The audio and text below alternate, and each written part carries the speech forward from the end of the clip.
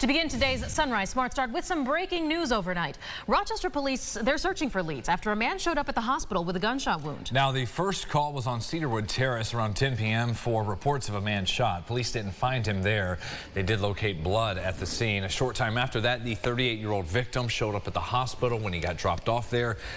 The update we have this morning, he's in stable condition. If you have any information on that shooting case, you're asked to reach out to the Major Crimes Unit. Well, in other headlines here, a devastated aunt and grandmother as one of three siblings who were all pulled from a Batavia apartment fire. We first told you about this yesterday morning. Sadly, that 10-year-old boy has died. This fire was at a property on Vine Street. Ron Spitzer here in studio with more from what we're hearing from this family left heartbroken. Yeah, guys, Renee King and her daughter Jasmine live in Buffalo. They are the grandmother and aunt of 4-year-old Damona. Damona has two brothers, 10-year-old Javarius and 12-year-old Devontae. Yesterday afternoon, we learned Javarius died from his injuries. Batavia police confirmed the three siblings were the only ones in an apartment Thursday around 1 a.m. when flames started shooting out of the second floor. The three kids were rescued by police and firefighters and were taken to the hospital. Devontae and Damona remain in critical condition.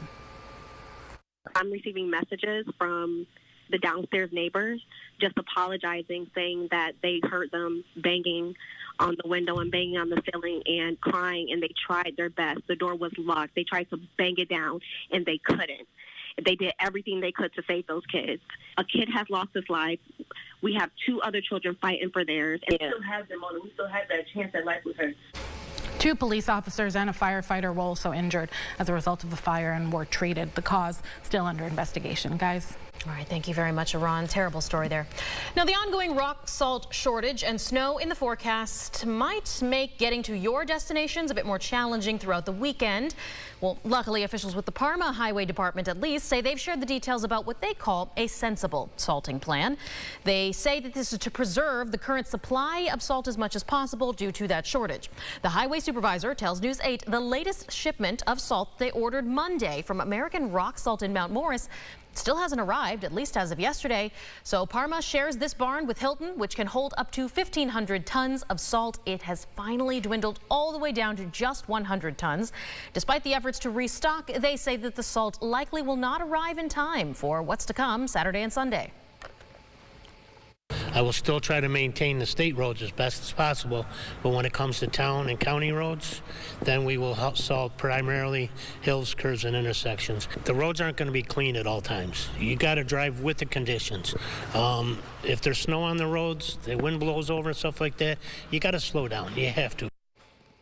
Sir, sage advice there. We have more details on how other municipalities are also addressing the salt shortage, along with some tips for our drivers heading into the weekend. All of that online at rochesterfirst.com. Yeah, slow down. Yeah. Think about the availability and or the visibility, rather. And there's nowhere you need to go that you can't get to just a little slower. The thing, James, with dealing with the salt, it's easier for something like Saturday night into Sunday because it's just at once, but it's just this in the morning, in the afternoon, what we've had so far. Yeah, these little nickel and dime snows that we try to attack with salt, it does work, but it just means you're having to use a lot more. We do have snow showers that, guess what, gives us 2/10 of an inch of snow that would normally be tackled by salt.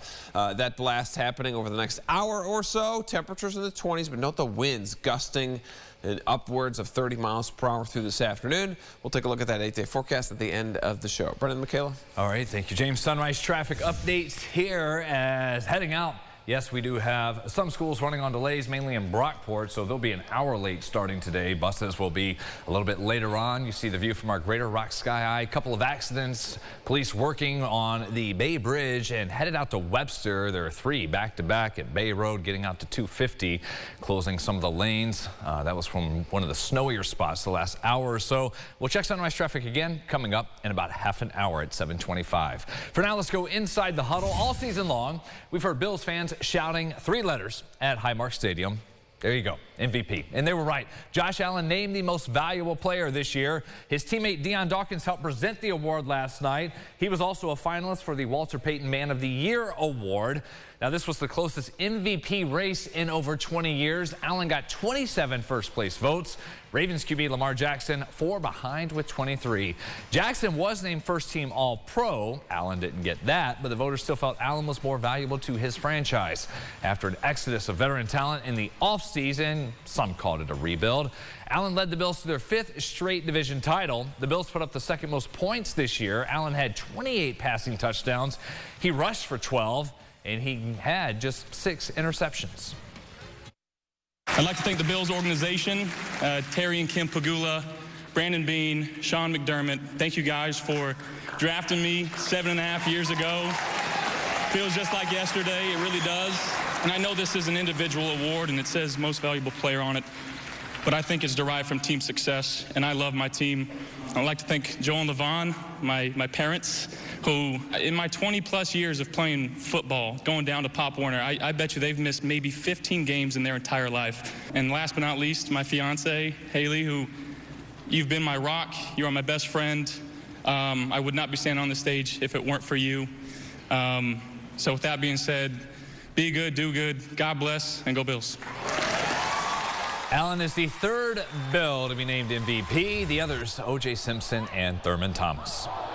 Well, today, happening today, Governor Kathy Hochul will visit Rochester to sit down with local mothers and go over this year's State of the State Affordability Agenda. It is part of the governor's proposed budget where, among 200 proposals, there are plans to cut taxes for middle-class earners, expand the child tax credit, offer free tuition at state and city colleges, give students free meals at all public schooling, and make it harder for hedge funds to buy up homes. The event will be held at Fox's Deli on Winton Place at noon. Of course, News 8 will be there, and all the updates can be found on our website, rochesterfirst.com. Final update here, headed out the door there, James. Yeah, if we're going to Fox's Deli to grab a bagel with cream cheese. Ooh. Yeah, yum. They do a good job there. Snow showers coming in not only this morning, but to tomorrow night. Really, that's the focus for the weekend, Saturday night and then into Sunday. You ever go to a movie theater and it's lightly snowing, and then you get out of the movie theater and there's like 3 inches You're on like, the ground? whoa. Yeah. Yeah, it makes you think about just how long you've been sitting in that movie. That's right. I think that might happen to some folks Saturday nights if you've got that 8 or 9 p.m. showing. And then Sunday morning, the good news is it's out very quickly. So those churchgoers Sunday morning should be A-OK by 9 a.m. We'll be back at 7:25, checking that forecast again and your headlines. Have a great day and a great weekend, everyone.